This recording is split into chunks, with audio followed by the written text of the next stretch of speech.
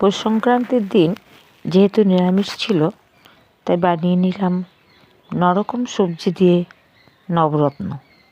শীতের মরশুমে সব সবজি অ্যাভেলেবেল, ভালো ভালো শীতের সবজি, তাই এই সময় নবরত্ন বানালে খুব ভালো সবজি হয়। নিরামিষ সবজি আমরা অনেকেই খেয়ে থাকি, কিন্তু নবরত্ন সবজি কিন্তু রকমেরই চাই।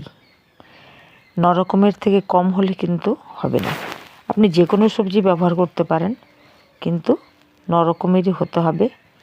আর এই সবজির মধ্যে দিতে হবে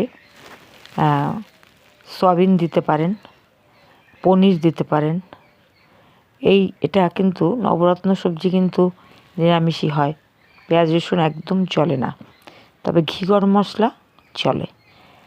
যদিও আমি এগুলো ব্যবহার করিনি। কড়াইতে তেল দিয়ে আমি দিয়ে দিয়েছি সাদা জিরে, কালো জিরে, শুকনো লঙ্কা ও তেজপাতা ফোড়ন দিয়ে এক এক করে সব সবজিগুলো দিয়ে আমি সাঁতলে নিয়েছি। আর ধনে গুঁড়ো, নুন, হলুদের সঙ্গে ধনে গুঁড়োটা দিয়ে দিয়েছি, কিন্তু জিরে আর আদাটা আমি মিক্সিং জারে বেটে তারপরে দিয়ে দিলাম টমেটো আর আদা জিরে বাটাটা। এবার সবজিটাকে জল না দিয়ে একদম ঢেকে এটাকে রান্না করলে অনেক সময় জলের দরকারও পড়ে না। দিয়ে দিলাম 2 চামচ চিনি ও ধনেপাতা। আমি এখানে ঘি অ্যাড করিনি, আপনারা ঘি দিতে পারেন।